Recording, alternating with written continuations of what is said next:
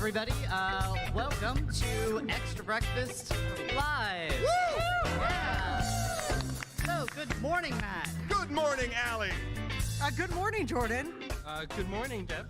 Good morning, Will. And good morning to all of you. Hello. Hi, I'm Will. I'm the, I use he, him pronouns. I'm the Twitch overlord here at Extra Credits. Hey, and I'm Jeff Zatkin. I am also a he, him, and I am the studio director, and I try and keep these guys all moving in the same direction. Good morning, I'm Jordan Martin, he, him, and I'm the new illustrator for Extra Mythology. I'm Allie Tome, illustrator, pronoun she, her, illustrator for the Extra Histories and some Extra Credits, but mostly Extra History. Woo! My name is Matthew Kroll, pronouns he, him, showrunner, narrator, owner of this fine beast, Zoe. And I'm Arthur, pronouns also he, him, and I am the community manager. So, hello, everyone. And thank you all for showing up this early morning, because it's definitely 12:30 in the morning, right? Early morning! Yeah, uh-huh.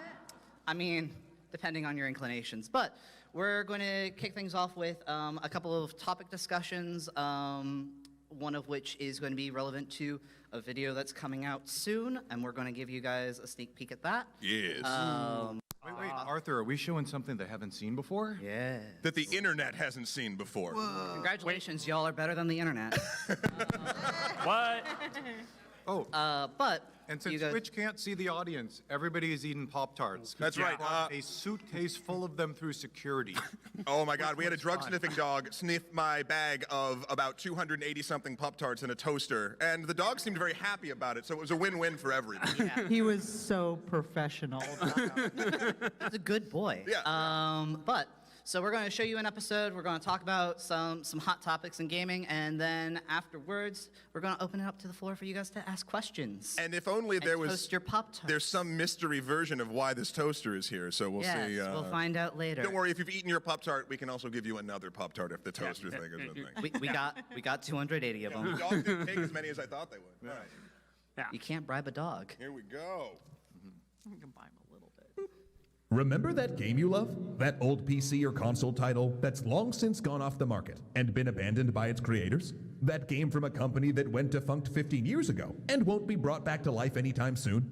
Well, if I was a gambling man, and I am, I'd be willing to wager that you could go find a ROM of that very game online right now and play it for free. As a consumer, this seems great. It helps preserve our history and gives people access to games that might be impossible to get any other way. But is it actually legal?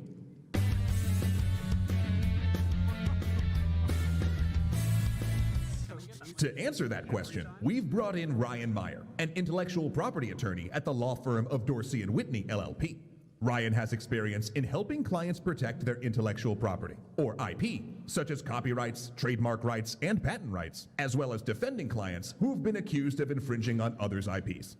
And of course, this being an animated show on YouTube, all of the information presented here is for educational purposes only, and in no way does it constitute legal advice. If you have a legal issue relating to this subject matter, or if you think you should be getting legal advice from cartoons, we recommend that you consult an attorney. To keep things simple, we'll be referencing ROMs throughout this episode, but these concepts can also apply to any form of abandonware.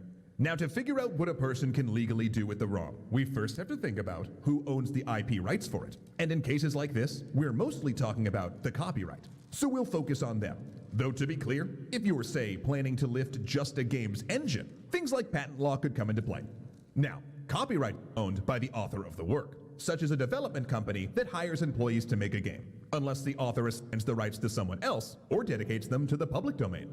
And the owner of said copyright of a ROM actually has a bundle of separate rights, such as making copies of the game and distributing it, whether digitally or physically, or making derivatives of the game, such as expansions, mashups, mods, and enhanced versions. So what happens if the owner, typically the company that developed or published the game, is long since defunct? This is where it gets complicated.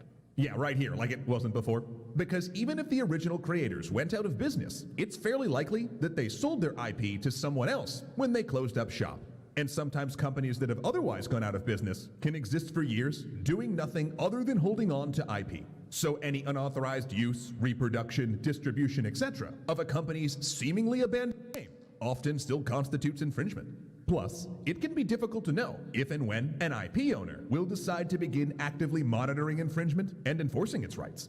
Of course, the more egregious the infringement, let's say setting up a website to allow unlimited public downloads of the game versus just downloading a copy for personal use, the more likely it is that the IP owner will notice and try to do something about it. This is a hard pill to swallow for retro gaming fans like myself, interested in games that are no longer on the market, especially if the IP owner still exists and tends to protect its IP. For example, suppose you're interested in a rare game from the original Nintendo Entertainment System. Nintendo still very much exists and has spent several years now successfully shutting down websites for unlawfully providing NES ROMs for download. Now, IP owners like Nintendo tend to only sue illegal distributors and not those people who downloaded the games. But technically, since downloading a ROM you don't own is still infringement, there's always a chance, no matter how slight, that Nintendo could identify you through download logs and decide to make an example of you. But now you may be asking, what rights do you, as a user, have if you've already legally purchased a copy of the game? Did that purchase give you the right to download the game's ROM? No. Because what you're really buying when you buy a game is the express or implied license to install and play that specific copy of the game. And that's whether you bought a physical or a digital copy. Really, the only difference is, if you bought a physical copy of a game, you also generally have the right to resell your disc or cartridge. But you don't have the right to make copies or derivatives without the copyright owner's permission. In the US, however, there is one important exception that applies only to lawfully obtained computer programs: the right to make an archival copy. If you own the original, you own the archival copy. But if you transfer ownership of the original to someone else, you must either destroy your archival copy or simply give it to the new owner. And some people have interpreted the archival right to mean that it's okay to download a RIP-1 copy of a ROM for a game that you already own. For example, under this interpretation, if you own a Super Mario Bros. 3 NES cartridge, you could download the ROM for Super Mario Bros. 3 or rip it from your own cartridge and then play the copy on your PC or handheld device with an emulator. Seems reasonable, but of course, Nintendo completely disagrees with this interpretation. According to them, the archival exception is for archiving purposes only. It doesn't let you make a second copy for any other use. And while this hasn't been explicitly tested in court, legally, Nintendo may be correct. Classifying a ROM that you're playing actively on an emulator as an archival copy probably does stretch the meaning beyond what's intended by the copyright statute. This, of course, presents a challenge to all of us if up-and-coming designers, artists, composers, and even critics don't have access to the games that made the medium what it is today, and if they can't look at the stepping stones that led us to modern gaming to get a perspective on how it grew and why it evolved the way it did. These are legitimate concerns. As in any field, people working in or studying the video game industry really need to understand its history and roots, and not just its current state. Luckily, retro gaming has become bigger and bigger business, and you can find almost anything online, one way or another. Plus, at the same time, more and more games are seeing re-releases. But there are still roadblocks. What if you can't access a game because it's too rare or expensive to legally obtain? Or what if legal copies simply no longer exist and an unauthorized download is the only way to obtain it? If we were talking about something other than software, say a book, film, or piece of music, you could probably use a public library or other archive to track it down and examine that piece at a relatively low or even no cost. Few such options exist for video games, though the Internet Archive is one. But none are as comprehensive, and some are on shaky legal ground. So what can we do?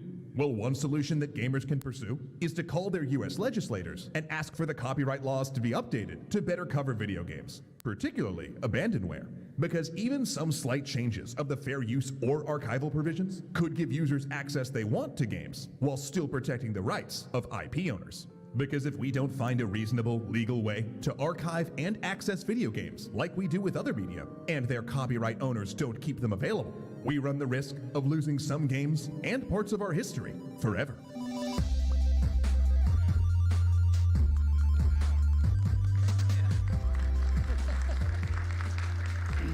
All right, yeah, the sexy topic of copyright law. Woo. I know everybody loves that. Wait, before we do that, can I get a question? Yeah. Can we get that bass every time we play our theme song anywhere, I'm reading up please? here. I don't know how it was for everybody else in the room, but the bass with the theme song was a little bit. Impressive. It shook us. Yeah, but that leads directly to our first topic of abandonware. And Abandonware is anything that kind of, for whatever reason, the copyright owner has given up, or maybe the company went defunct, or it is hard to find the license or get a handle of that copy, or the copyright owner removed it from legal purchase. Oh, poor game. That includes things like we included. My favorite example is PT, which I absolutely loved, and then it disappeared. How many of y'all played PT, or at least got to at least see it or watch a video on it? Yeah, like about half the room. That was the basically the demo for what would have been a new Silent Hill game, had a lot of different behind the, or in front of the scenes stuff gone differently. A Del Toro and Kojima Silent Hill game, which we will never see. And like I, for the longest time, held on to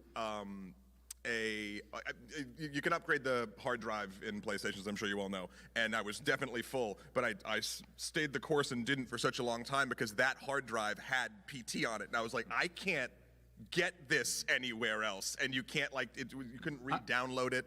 It was a nightmare. I think somewhere I have an Xbox 360 that's like collecting dust that I haven't gotten rid of, and it has the Scott Pilgrim game on it. Yeah. And like, ooh, yeah, that's like spicy. And there are actually people for Are you sure that Flappy you have Bird. that Xbox? Yeah, 'Cause Flappy I might Bird have that phones with Xbox Flappy now. Bird installs were getting sold for hundreds of dollars on eBay recently. Yeah. And so this is not like a small problem. And I wanted to throw a wrinkle into it too, which is something that we don't talk about in the video, but did happen. It's like 2 or 3 years before WoW Classic came out. Many of you will recall that there were WoW Classic servers that were running vanilla WoW, and they all got shut down. And that's sort of like an additional wrinkle that I wanted to add to this in everyone's minds, is that it's really hard to preserve a snapshot, right? When like metas shift in MMOs and other things, we don't have snapshots of those games at those times, right? And so I think most people agree that World of Warcraft now and World of Warcraft at launch are almost different games because of the number of iterations that they've gone through. So like we should keep that in mind too, that the original version might count as almost abandonware, except it's been updated, and that's weird. And how do we deal with that? Even the devs, I mean, I dev'd MMOs for a decade, and I don't think, like 6 months into EverQuest, we couldn't have reverted to the original copy, and 3 or 4 expansions in, same thing. Right. It's just we didn't have the infrastructure to do that. Yeah, that's definitely a thing, is that devs might want to and can't, right? And other people might want to and not have the thing. And then there's an additional hiccup. I'm talking too much. But the other additional hiccup that we didn't mention is in some courts of law, if you fail to defend your copyright, you lose it forever. You just can't use it anymore, right? So one of the reasons that Nintendo is so rigorous in enforcing its copyright is because if they're so globally known, if they don't, they might lose it. And Nintendo losing Mario or Link, right, would be Problematic. more than a bit of a bummer for them. So Yeah, this like was that's a the logic behind the infamous Saga copyright lawsuit, where it was what was it, Candy Crush Saga versus like Banner Saga, like it was or I can't remember The Saga Saga? the Saga, yeah. But it was specifically to try and defend their ability to defend their copyright from anything, even though the two games didn't really look the same and they didn't really have a case to stand on. It was literally just the action of pursuing that copyright means that they get to keep that. Yeah. So here's another question that I'm kind of thinking of because of the PT thing. Where do you think that recreations stand? So one thing that happened after PT was taken down was a lot of users then tried to use Unity or other engines to rebuild PT from the ground up, and some people got very, very close, almost nigh on identical. Where do you think that stands in legality? I mean, when talking to Ryan writing this episode, there's a lot of stuff that just from a lawyer perspective, at least from what I understand, or what's been tried in court on all of this stuff is like they don't deal with this often. So I don't know if there is a precedent, and if anyone knows up here, down there about this, of, let's say there's a thing that you can no longer get that is a game or a program, then rebuilding that exact program from scratch, like it's the same thing, but it's not the same thing. And then where does that, I mean, I can't remember a case that sort of handled that. Some of the game stuff is almost undefendable just because it's hard to copyright game mechanics or their combination. The art assets, however, very much are for kind of look and feel. So for example, if you took Candy Crush, say it had gone down, reskinned it as something but had nigh well identical mechanics, you could probably absolutely do that. But if you had the same graphics on top of it, that's something that they could probably come after you. And there's no Candy Crush clones on mobile.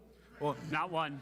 this is the reason there are so many clones, is that the game mechanic parts, or the combination, are almost unable, you just can't do it. It's too hard to prove that this is exactly what we did, but the graphics are something you can take to a court of law and say, look, see these guys? They ripped it off. They have the same graphics that we do.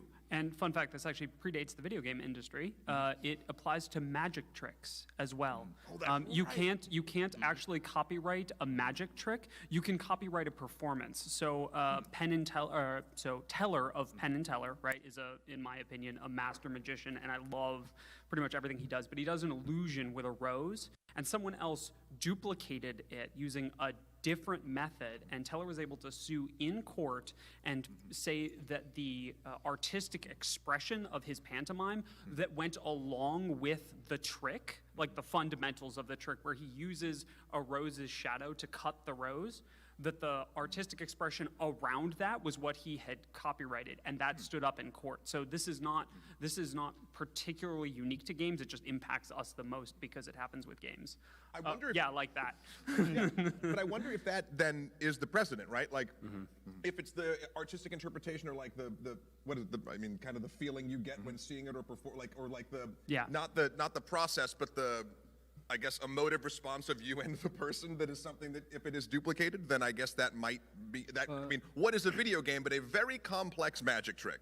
Well, it's about what it looks like, right? Like, it's that the trick that he's talking about looked the same. Yeah. So to your point about the code and people rebuilding the game, it means it could look entirely different on the back end. The code could be 100% different. Yes. But if it looks the same in the end, if the game that you play is the same, then you're definitely in a legal place where you shouldn't be. I mean, games are magic tricks. One time I played Civilization 5, and then it was morning, and I just don't know how to.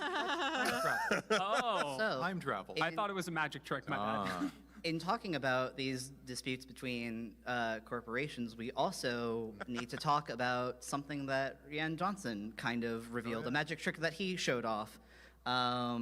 He recently did just Breaking Down a Scene, but in Breaking Down a Scene, he mentioned that you cannot let a villain, if you're filming a movie, you cannot let a villain use an iPhone.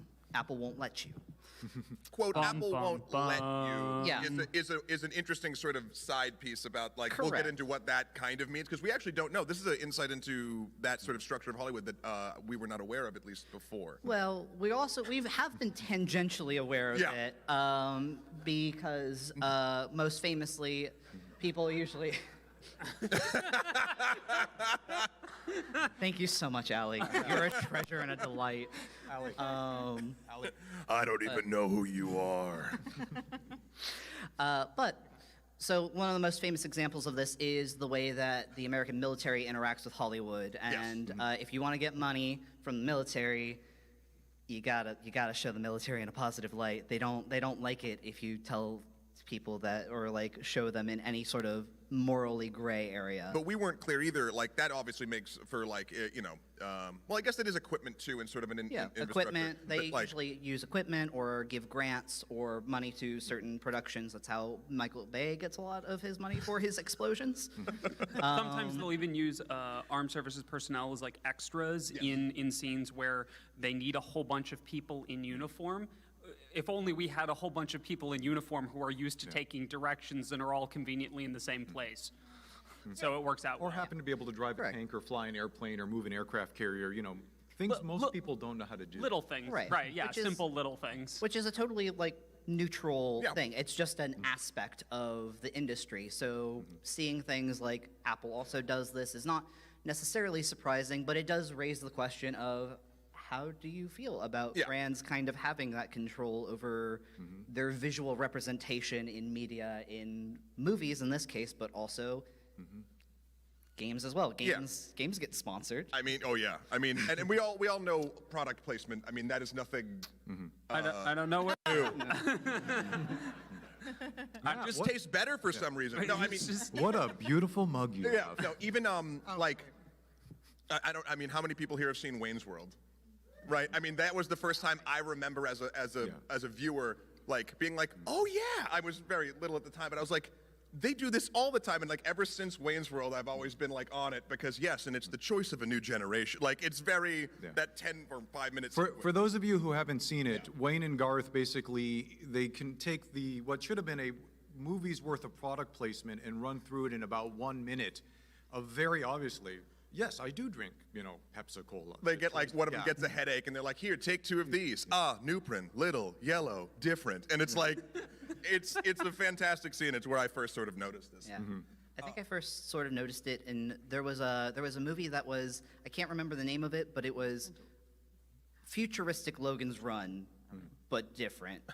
But there's a part where the male lead and the female lead like have like a sparring match, and there's just a giant Xbox logo throughout the entire scene. But the super interesting thing is that I think, and I want to ask everyone down here too, so if this is just Apple saying like, oh, we don't want people that are villainous or portrayed as evil using our product, then we get into Apple gets to decide who's evil and who's not. And that's weird. Like, and also, I mean, you could argue it from 2 different points, right? It could be, that one, or, for instance, like, is it a problem for villains to use, like, even the movie, Kingsman? Yeah. Kingsman had a very, Samuel L. Jackson played a very, like, Steve Jobs-esque villain, and he just was throwing McDonald's left and right. McDonald's didn't have a problem with that, so it's like, it's all sort of company brand and nonsense. I don't know, like, are we comfortable with, I know the answer to this, but let's just kick it down the line. Are we comfortable with Apple telling us who's evil? But let's take the other side of that. Say somebody, for some reason, wanted to take Game Plushie and, put it in a movie, and it's the serial killer who's going around doing it, or Just like as a mask? yeah. I'm okay with this. I think I'm that's really awesome. okay with this. Okay, so never mind. They put it in actually, I won't bring politics into Yeah. it, but they use it to support, certain kinds of rallies. Sure. Yeah. We, as that's part of our brand, we wouldn't be okay with that. Do we get the right to say, no, you can't put game in a Klansman rally? Sorry. Of course. Yeah. We don't support But- that. Yeah. Yes, I mean, that makes total sense. Right. But then it's a matter of, Well, we do it the That's other great. way. We do it the other way, right? We let people sponsor it. So, for instance, in Endgame, right? Everyone remember that like Tony's phone is a big deal, right? Tony Stark's phone. It's just a big deal, right? He's a genius, billionaire, philanthropist. more in Civil War, I think. Yeah, it's in one of the movies, but like his phone gets more screen time than it should, and it looks weird, and most people here have never seen one. It's a phone you can only get in mainland China. And they paid to have product placement on a hero who's very tech savvy of a product, right? Which makes sense, right? Film's got to get paid somehow. So we let it happen the other way, right? As long as we're okay with it happening in one direction, I don't see why it can't happen in the other, right? Like just from a industry standpoint, right? We pay money to have something appear in a different light. Or at least give the right to have it appear. Like, money doesn't have to exchange. Like, I don't think that Apple paid, for instance, people in Ryan Johnson movies to use Apple products, just using them on the, like, yeah, you can do it, but just don't do this.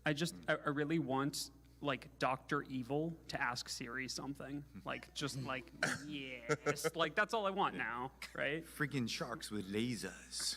Siri, how many gigawatts of laser do I need for my sharks? Yeah. Well, it scales. Yeah. Oh yeah, it does. Allie, Jordan, anything other than me throwing products at Zoe? Oh no, I'll chime in if I have something to We say. don't endorse catnip use. Just want to put that out there. Yeah. For all the cats Cut to out Zoe there. at home just rolling in it because I'm gone. Silly human, you thought I wouldn't find this, but I did. I just found the idea kind of of this whole thing when I read it just very, and I look up the article yourself. If I don't want to talk any further about this specific article because in case you haven't seen a specific movie, the thing about this from that director will give away a thing. So Hashtag no spoilers. So that's the lightest touch I can give on this. If this interests you, and you're not sure if you've seen Ryan Johnson's filmography, just go with a grain of some caution. I don't want to spoil an otherwise fantastic film. Yeah, Yeah. Knives Out We do endorse Knives Out, or I do. I can't. I just didn't want to say the name. I don't care. I'm a good mod. It is a great film. But to segue to something completely different, something that concerns all of you lovely folks. Oh. So somebody has been missing conspicuously from the show floor this year, and that's someone Sony. And a lot of people have also pulled out of GDC because of concerns for the coronavirus. So, does anybody have a bottle of Purell? Just talking about it. Yeah, I know. I mean, first of all, I got to give PAX big props, Huge props. For the amount of antibacterial washes and the way that, I mean, I even saw people rubbing down the escalator, which I was like, yeah, that's like, they are taking every and all precaution for what this, what the unfolding thing. Yep. So props to everyone here doing all of that. And everyone here has been really good about touching elbows instead of shaking hands Yeah. and getting your hand just bump elbows. It's fine. But Jeff, yeah, you brought up the GDC's coming up. So GDC, for those of you not familiar, is the Game Developers Conference. It's held once a year, and it's you and your 18,000 closest game developer friends all converge in downtown San Francisco. And close together. I've been to 20-something of them. And the nice thing about the conference is this is the one you go to as a developer to go learn things. This isn't E3 where we're showing off the games, or PAX, which is a consumer-facing, hey, come do it. This is lectures on how to get better lighting effects in a particular engine, in a particular kind of thing, or everything from design 101 up to, advanced macroeconomics theory in MMOs when dealing with multi-regional currencies. I mean, it's a great conference. Wait, why aren't You we want to sending me learn- to GDC? I want to talk about that. It's a fun topic. Yeah, But it is. San Francisco has declared a minor state of emergency in the city, and Sony and now, 9 different very large groups have all pulled out in about the past 72 hours. Unity, Microsoft, Epic, and a bunch of others have all. Those 3 definitely come to mind, and I don't want to quote without sources, but they've And- all pulled out. And one of the interesting things around that is a lot of small devs and indie studios and other things, you have to book to get a hotel anywhere near San Francisco months in advance. And if you don't book through the conference system, which can be a little more expensive, you're not necessarily covered if things get canceled. And so you have all these big studios pulling out when all these kind of people have already paid for their tickets and their hotels and other things. And it's the question is this too reactive, or are we still trying to, prevent a global pandemic, and this is one way to do it? Right, and also we want to talk about what we think the impact might be on indie devs, right? Because this is like a summit, right? This is a big deal for a lot of developers, and a lot of those developers are people whose projects I follow with interest, and I'm sure many of you do too. And so it's kind of a what are we going to do in light of that? To support that, just going on, besides saying going in all these, the amount of networking that goes on at this one conference of new devs getting discovered or meeting other people or maybe finding a publisher or an agent or funding or other things, this is, even if you don't have any, reason to go to the panels and the conferences, all of that happens around there just helps a lot of games actually get made and come out. Yeah.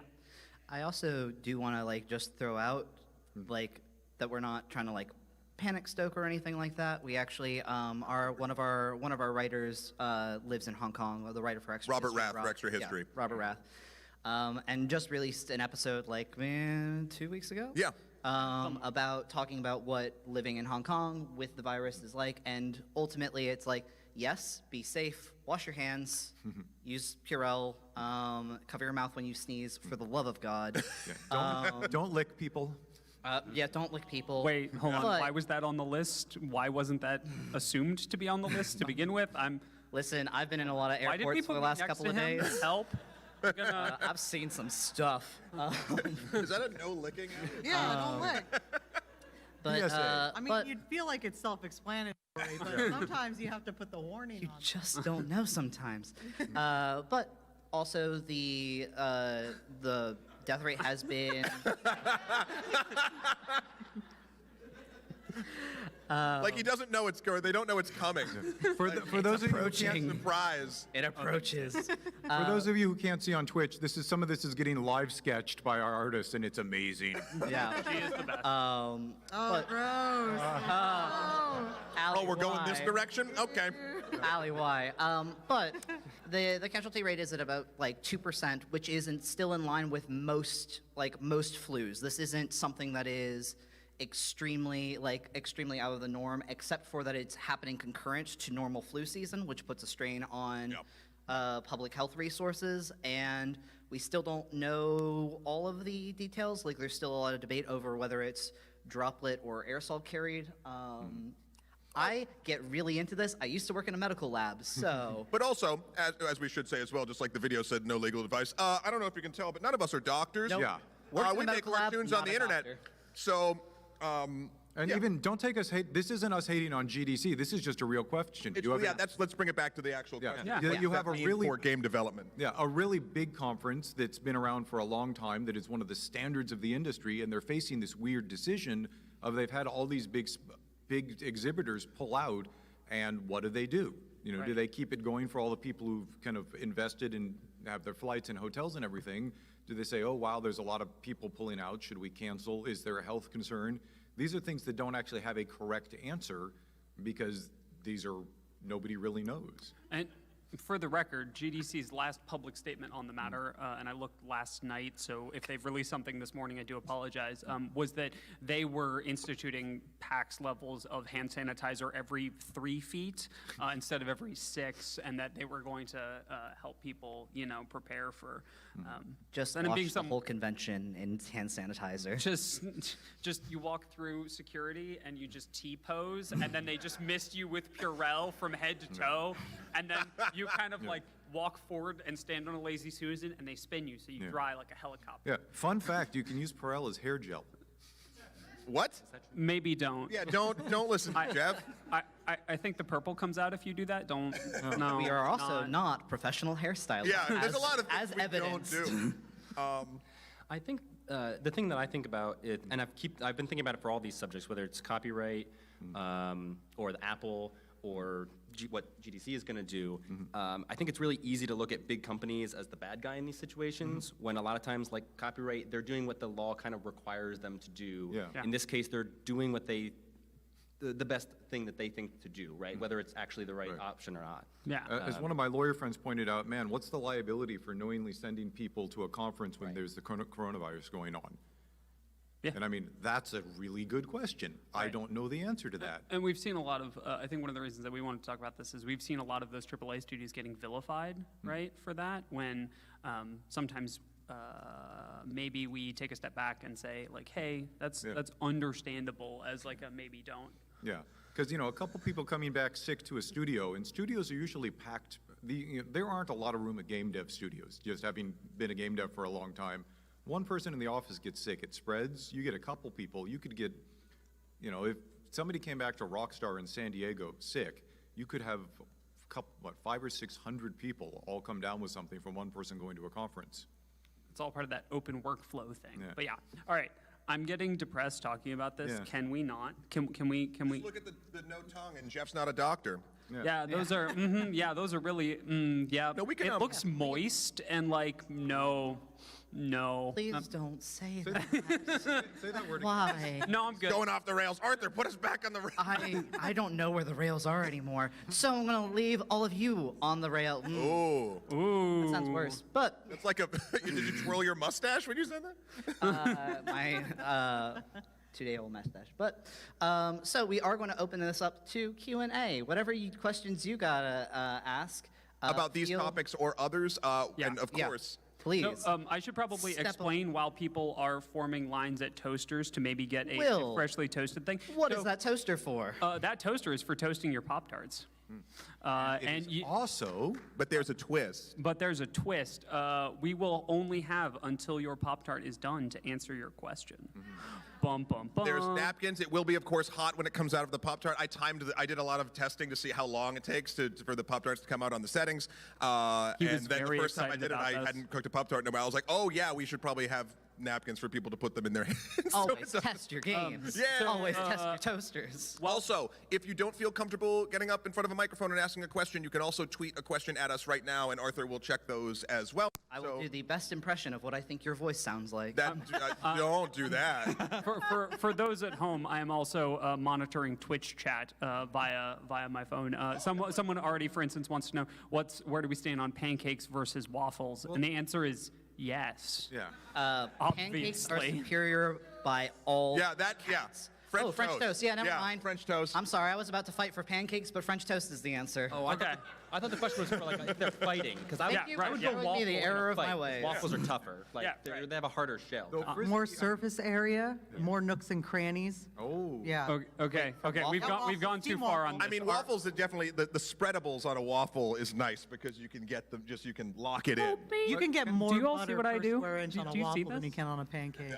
All right, anyway. But We have- by the way, as a quick PSA, Extra Credits is a completely remote office. All of us work in different places around the world, so conferences are one of the few places we actually get together and can do this in person. When we can have the great waffle pancake French toast debate, but not like over Skype. Yeah. Over Skype, it lacks some of the visceral reality I that I can't- need in my breakfast pastry Come on, combat. We, you know. we can't throw down over Skype. Come on, Let's, guys, be we got- fair. We use Discord. That's true. We got some people at the mic. Let's start Yeah, there. I do have a lovely person. So you mentioned PT and Scott Pilgrim as some abandonware stuff. Other than that, what are your favorite or ones that you wish you could have copies of that are gone? And I ask this to the panel. Yeah. You want to start? I got one if you don't. Sure. Well, I mean, I got a general one. PT is my solid favorite. Sorry. Yeah. But honestly, I have a big passion for archival work. So it's less that there is a particular game that I like crave, and more that I want there to be a way to preserve games, especially different, as it was brought up earlier, different versions of games. Timer. Yeah. Yep. We'll throw that over to Matt. I was just going to say, honestly, Nick DeWitt, who did the amazing art for that episode that we watched, he put in a joke that I didn't even prompt him, and it got my brain like cooking. That joke where there was the disc that said Chex Quest going into the Switch. Yeah. I had for some reason, and that's not I don't even remember the game. I just remember really enjoying it. It came free in a box of cereal. It was like a PC game, I think. But I have this, it unlocked the thing where I'm like, man, I really like that. And I was like kind of looking for it, and it was, I can't find Chex Quest anywhere. So weirdly, I mean, PT and Scott Pilgrim are way better than Chex Quest, but if we're looking for another one, I would I will say fight Chex you. Quest. They were not better than Chex Quest. Allie, quick, save us. What? Jordan. Oh, LA Games. I was gonna say Death Stranding because I will never see it again because I got it through GameFly and I will never be able to Rip. rent it again. So that is Abandonware to me because I will never be able to play it again. You love, I mean, that game is great. I love that game so much. Got one? Very good. Oh. Actually, they just the one I was hoping for. They just published again about a year and a half ago. Parappa the Rappa. Back. Yes. Oh yeah. Yeah, but Yeah. they just put it back out. So Yeah. my good one went away.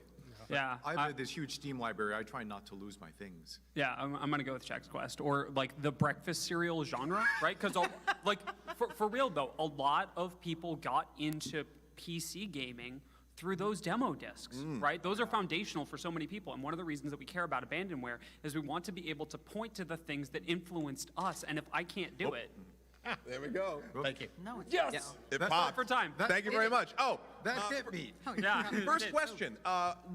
Let me ask you this real quick. Would you like something We have you some. like, but not the one I use? Woo. Jeff. Mug? We got Yeah. a mug? Yeah, we got a mug. Ooh.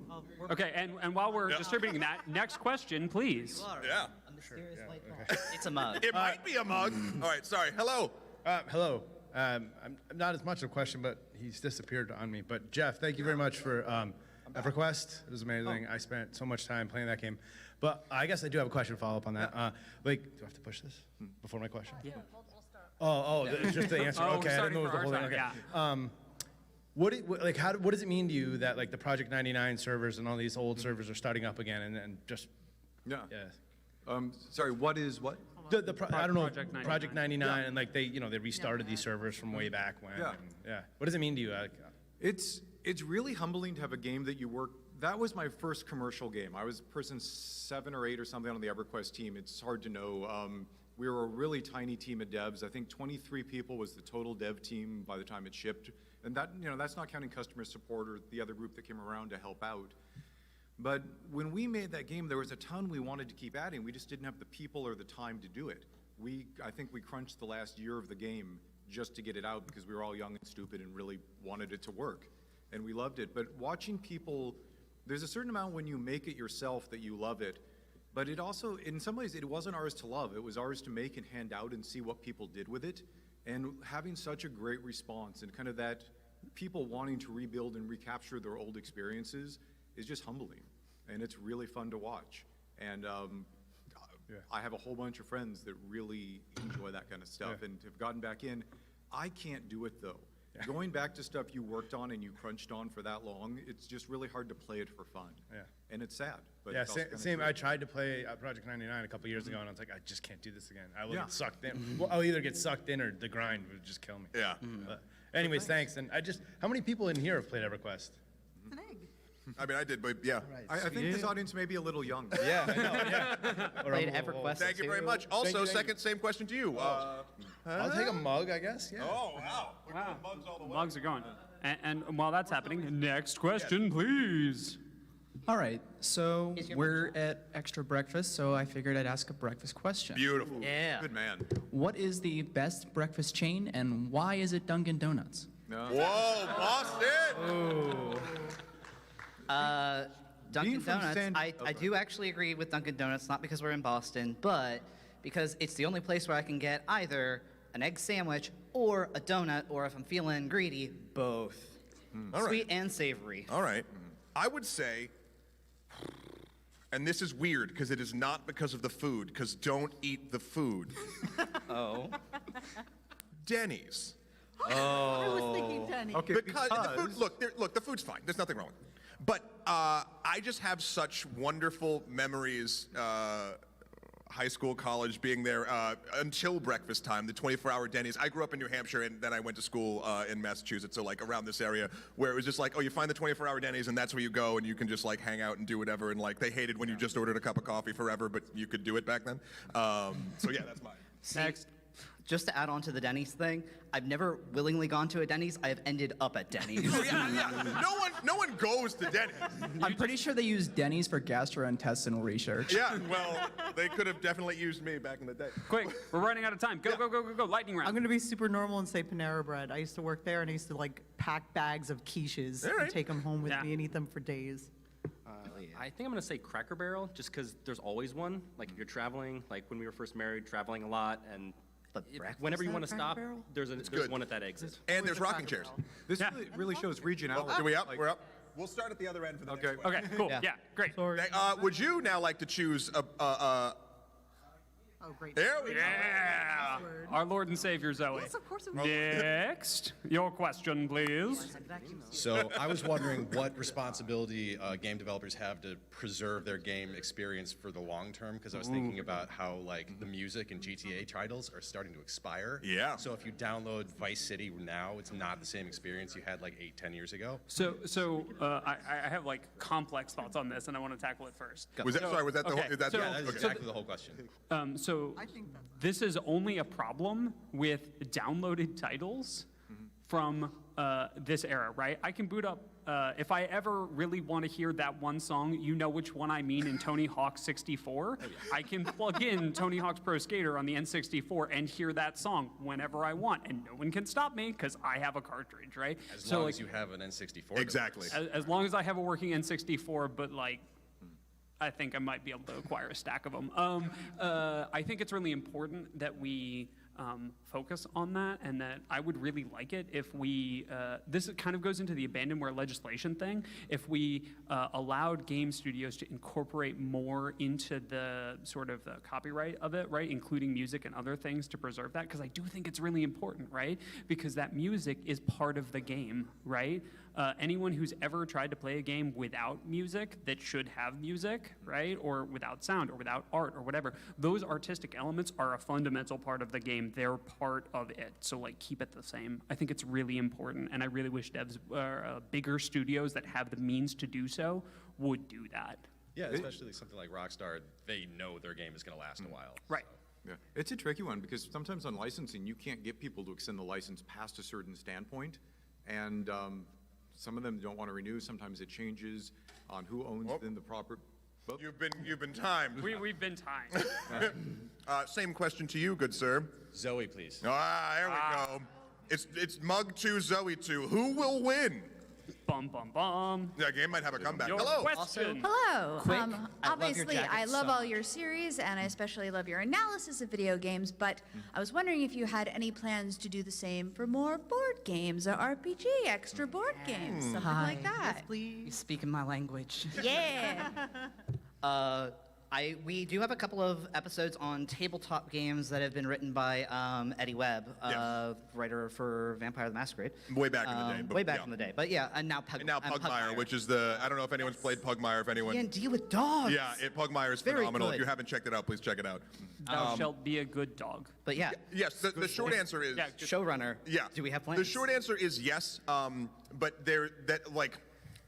it'll probably be maybe 1 or 2 a quarter, if that even does it. But it's. I mean, we all love tabletop and board games, so we want to do them when we can. It's just we have to make sure Eddie or another writer has the time to do it, and make sure we're having something. And I've got a shameless segue on that, which is I've been crawling the show floor looking for digitized board games because I do all of our Twitch streaming. Yeah. Yes, we have a Twitch channel. PSA. Yeah, PSA. Oh, yeah, have we a didn't Twitch mention channel. that. Yeah, it's a thing. There's a reason I'm wearing this, and it's not just because it's slimming. We normally do this on Twitch. The extra breakfast show. We do it every Monday at 11 Eastern Standard. Yeah. With me and Will and guests. And you should be there. But I want to do more of that because I think that the unit of analysis is smaller with board games. It's much easier to analyze action economy and to talk about small units of power in board games than it is in non-turn-based computer games, right? We use Slay the Spire as a common example, right? No. The toaster has spoken. Come find me afterwards. Same I wanna talk to you question. about this. Same question. Ooh, could I have a game, please? Yeah. Yes. Game making a comeback. Next. Next. Hello. That's He's very so loud. squishy. Hello. Hi. There you are, watching your extra credits video, when all of a sudden, you're branded a Nazi. You didn't ask for this, you didn't choose this, but there it is. Now, before I drag that cold corpse up here, I just want to say thanks for keeping the ratings and comments on. I know a lot of people don't do that when they have a bad take. But one thing that did strike me as curious in that is you lamented that people are forced to play as Nazis and forced to play as terrorists, but surely people buying the game know what they're getting before they buy it. Does the player take if you're a player who can't handle playing as a Nazi or a terrorist because of your personal history or personal lineage is suffering, are you not responsible for being sure you don't purchase products that could trigger that anxiety? Also, I made you an Iron Cross. Go Prussia. Okay, about the last part. I'll start this off, basically. Yeah. There's a couple different things. That video, obviously, and some of you are familiar with this number now, we did about maybe 10 months ago, 11? It's been about a year. Yeah, you're referencing an episode we did called Stop Normalizing Nazis. And we took a lot of criticism on it because while the points we make, and we can go into it a little bit, I feel like are solvent, we didn't strike a tone that I am personally happy with. Well, you did, sorry to interrupt your question. Sure. But you did say, so you let people pick their faction if there's shorter wait times for the people who pick you say shorter wait times for fascists. Does that mean That's assuming, for instance, that if people, and this is assuming, that if people had a choice and they'd probably not pick the Nazis or the fascists, and then therefore there would be a shorter wait time for that thing. And again, there's multiple issues. I want to get to your actual question. Yeah, thank you very much. Basically about the knowledge and the responsibility of people with, like, we did say, and I think the tone and the way we worded it was incorrect. Yes, when you are buying a product, if you are knowledgeable in that product, you 100% have the choice, and if you've done the research to go in. Well, shouldn't you be doing the research anyways? But yes, if you but, look like, at it, keep in about mind- 40% of games are bought as gifts. So you're looking at a and even huge think about portion of your audience that actually... Younger people, right, that Yeah. don't know or don't have the thing or just want the latest Call of Duty or whatever. Like, there's multiple sides to that, and the long story short is... Oh, wait, sorry, Jeff, did you? Toaster. Toaster, but we actually, this is a thing we've been thinking a lot about. We actually have a follow-up video that will be coming out. One of the things that I was most disappointed in is we're talking a lot about normalization. And we got lost a little bit in the argument, and we didn't explain well enough at the beginning what is normalization and how we're taking something that was really a scourge from, the 40s, late 30s, early 40s, and turning it into something that's kind of, hey, cool, this is a cartoon, let's go play it. Or a and we're skin losing in a the game, impact and the horror around that. And that was our fault for not explaining well enough, this is the part we're going after, and that we think pop culture is in some cases doing a disservice to something that was really awful. Or normalizing a thing that could have further damaging. And people should absolutely make games with and about Nazis, but it should be meaningful as opposed to another skin of a group you can play. Right. Yeah. Red versus blue should not be interchangeable with Axis versus Allies. Well, that's... Those conflicts had real consequences. But But thanks for the question. Yeah, and we went a little longer than the toaster. Would you like one of the three things? I'll take the cat. Oh, Zoe, so it's 3 Zoes. next. 3 Zoes. Hi. Hello. So, slight shift in tone here. Don't worry about it. So, how do, in your opinion, question for the entire panel, how do board games fit into the whole copyright discussion you just had previously? For example, duplicating or creating copies, archival copies and stuff like that. Does it consider components, or should it only consider instructions and stuff? So I think, and don't, this, again, not a lawyer, not legal advice, right, all of that. The backup copy is part of the DMCA. That's the Digital Millennium Copyright Act. That's a thing with which I have some passing familiarity because I do a lot of live content and I need to make sure that we're in compliance all the time, right?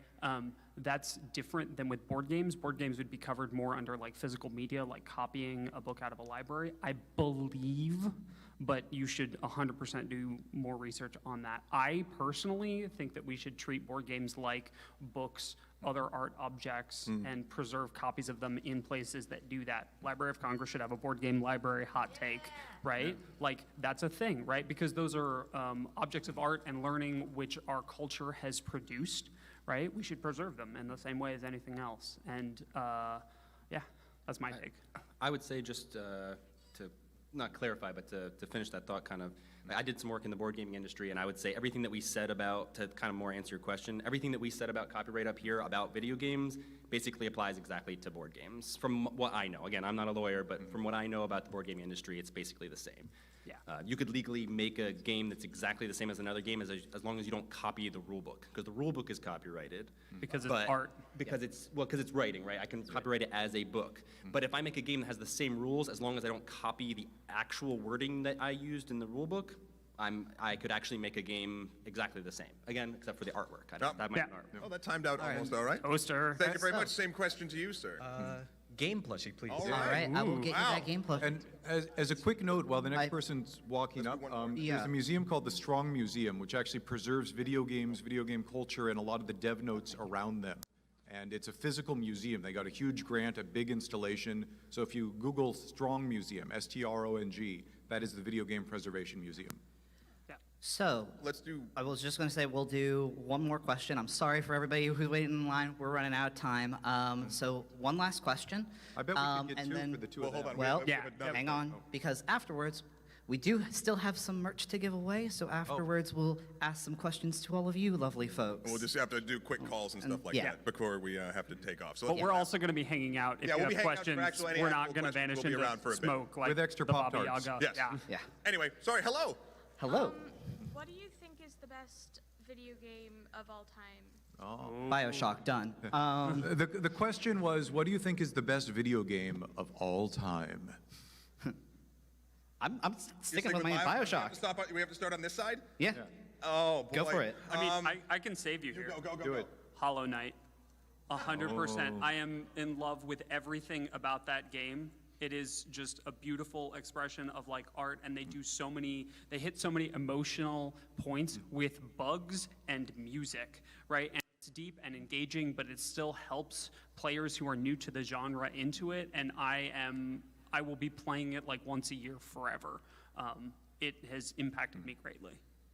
Also, Matt? what is your favorite hand sanitizer flavor? The question was, what is your favorite hand Strawberry sanitizer kiwi. Flavor. Yeah, Amazing. strawberry kiwi. Oh. Matt, you got a best game? I Allie, gotta Gordon? think on that one. I mean, best, I feel like I don't. I can't answer best. Best But I'm is gonna too say much pressure. Yeah, I feel like my favorite is probably Minecraft, honestly. So Yeah. I can't help it, but it is. Yeah. We also play Minecraft on Twitch. Come watch us. That's right. I would have to say, honestly, just for the humor of it, the Enter the Gungeon is a favorite of mine, and it's gone up the top. But also, Minecraft's great too. I don't know, Allie, anything? Death Stranding was pretty good. And I'd probably go with one of the civs, though mine often changes depending upon what I'm playing. For a while it was League, but I just keep going back to the civs. I think I have 3,000 hours on Civ 5 and another couple. He's a madman. 1,500 on Civ 6. Is that everything? Good question. Thank you. Thank you. Choice again. Yeah. Can we both get one? Yes. Yes. She wants the game and I want the cat. Okay. All right. I think that actually works. That cat is hers. Okay. Ooh, There you we get go. the Come demo on. model. So she gets this kitty? Yeah. Hand delivered by Matt or Wow. Arthur. Okay. All right, so we're going to do the quick thing after Arthur hands those out. Also, real quick, thank you so much for coming, first of all. Thank you to the enforcers who helped us do this this panel and with the last-minute Pop-Tart stuff. Thank you to my better half, Jamie, who is, what? Until we get kicked out. Thank you to the AV crew. Thank you to everybody here. This has been phenomenal. All right. So, first question. What do you all like to have for breakfast? Yeah. Got first hand.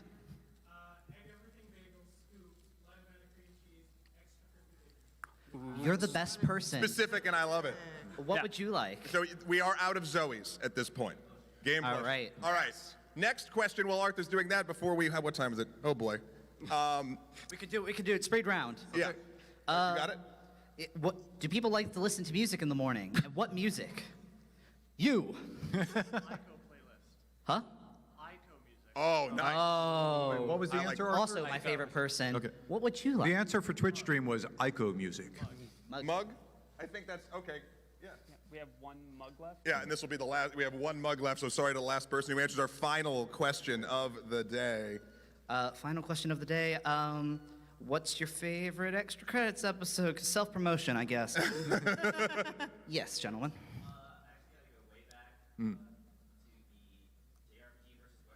Yes. Oh. Hell yeah. Yeah. Heck yeah. Answer was JRPGs versus Western RPGs. Yeah. I remember seeing that. All right. Wait, hey Matt, before you give away the mug, can you hold it up for the camera?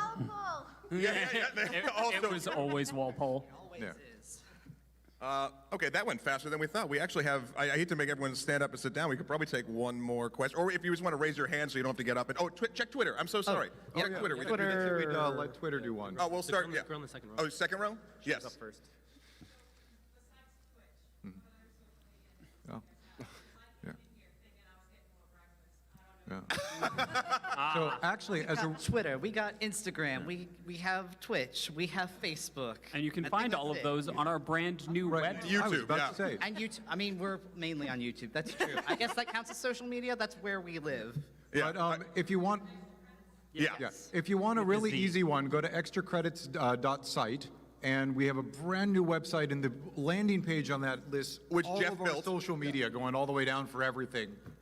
So one link will get you Thank there. you. I have no Twitter questions. Okay, that's fine. We can keep taking. Twitter is silent. All right, we got Twitter is a two barren more wasteland. minutes. Raise your Anybody hand else? if you're We can just talk surprised. about waffles. I saw that go right Yeah. first.